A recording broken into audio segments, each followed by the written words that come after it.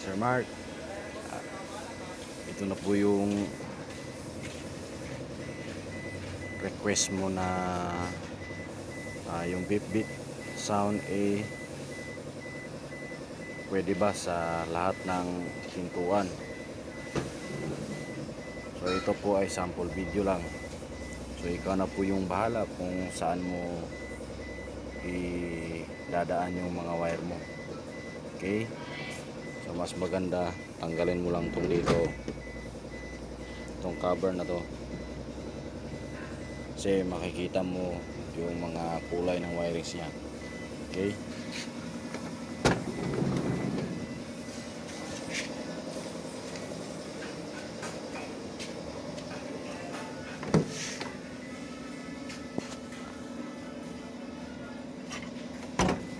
kasi yung original niya, lalo nang pag nakasaksak yung susi, dito lang na side yung magtutunog. So ginawa ko, ginamper ko siya lahat. Ito po Sir Mark,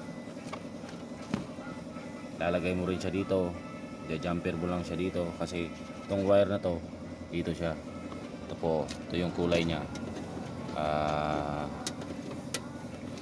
kulay brown. Ito, basta itong ano na to, wire na to, wala ibang wire dito, nag-iisang wire, kulay itim, para dito yan siya. Okay, sarado natin, temporary lang po yan.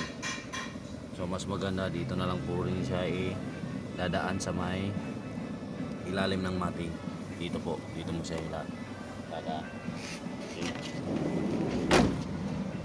Sa kabila naman,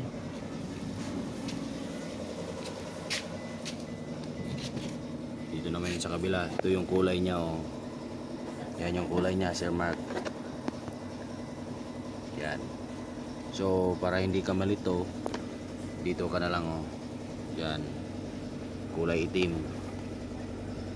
Kulay niya dati is gray na may stripe na blue. Gray na may stripe na blue.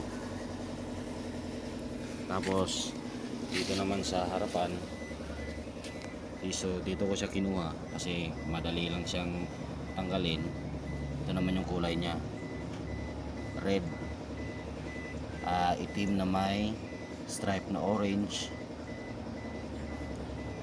Yung pinagkukunan naman natin doon, yung pinakalas,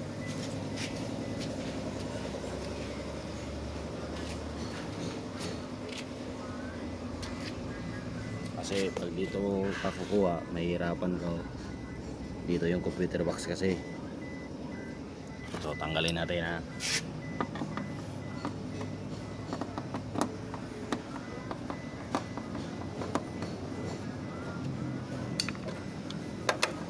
Ito yung kulay ng wiring nya, oh.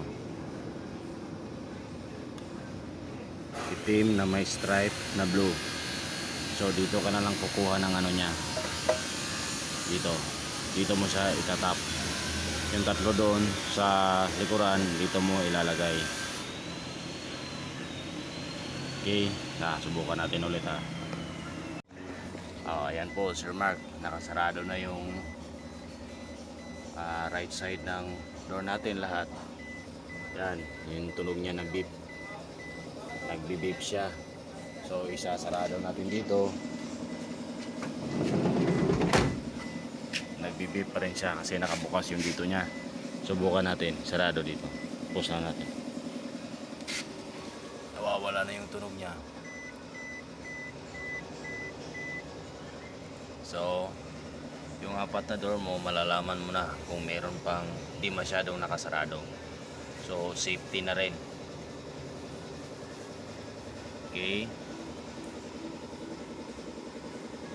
sana makuha mo Sir Mark.